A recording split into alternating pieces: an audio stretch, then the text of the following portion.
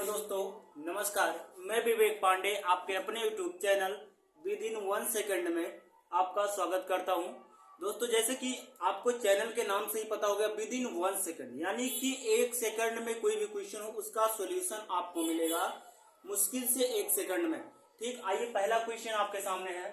कहा है कि 9 पूर्णांकों का औसत 11 है, परंतु गणना करने के बाद यह देखा गया कि भूलवश गणना करते समय मूलांक 23 को 32 लिख दिया गया। उचित संशोधन करने के बाद नया औसत क्या होगा?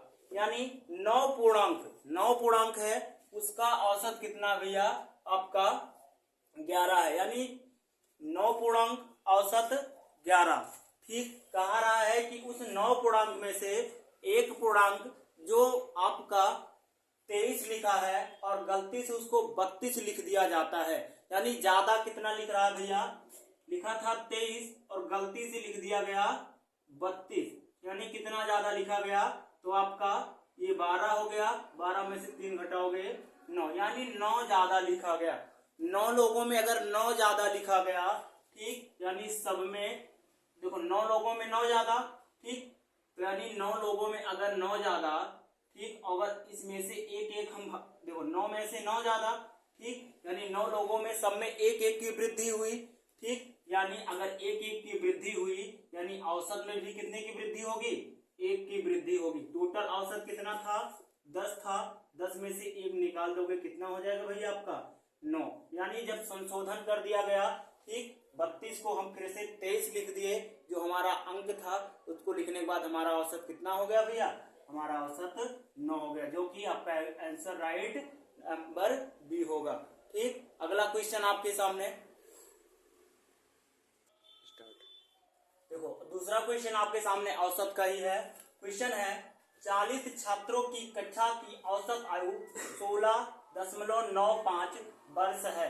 यानी 40 छात्रों की कक्षा की औसत आयु कितना भैया? 16.95, यानी 40 छात्र है सबके पास, ठीक है ना। उनकी आयु यानी सब कितने? 16.95 वर्ष के हैं एक औसत के रूप में। एक नए छात्र के प्रवेश से औसत आयु बढ़कर 17 वर्ष हो जाती है। यानी जब 40 के बाद एक नया छात्र 41वां आता है तो ये औसत कितना हो जाता है? 17 हो जाता है। ठीक, औसत कितना हो जाता है? 17 हो जाता है। यानी जो ये 41वां छात्र आया, इसका आयु अगर औसत में देखें तो 17 है। बाकी 40 का कितना था भैया? 16.95, यानी इन 40 छात्रों में कितने की वृद्धि हुई?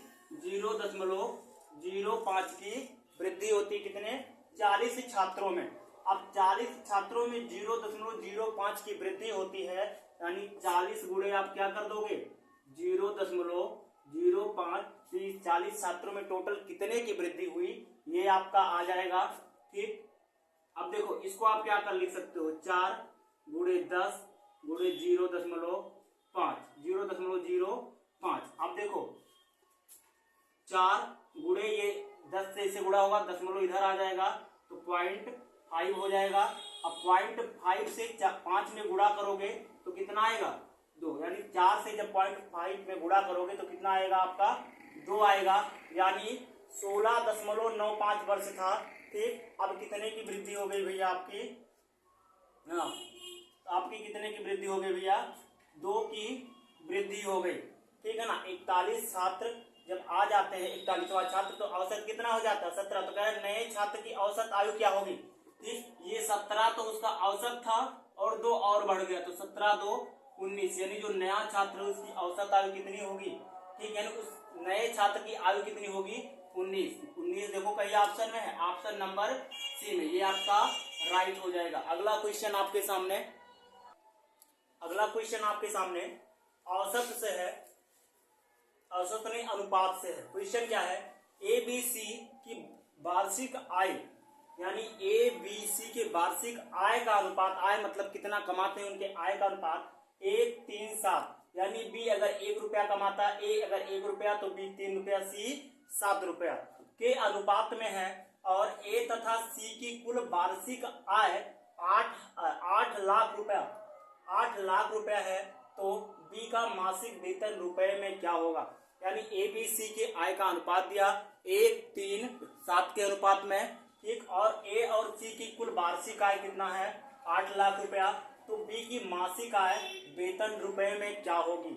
अब देखो ए और सी की मासिक आय वार्षिक आय कितनी 8 लाख। ए कितना है 1 और सी कितना है 7, यानी 1 और प्लस 7 टोटल। इधर से देखें तो यहाँ पर टोटल ए और सी की मासिक आय कितना आ रहा है 8, और यहाँ पर ए और सी की कुल वार्षिक मतलब वार्षिक आय 8 आ रहा है। यहाँ पर ए और सी की कुल वार्षिक आय कितना है भैया 8 लाख।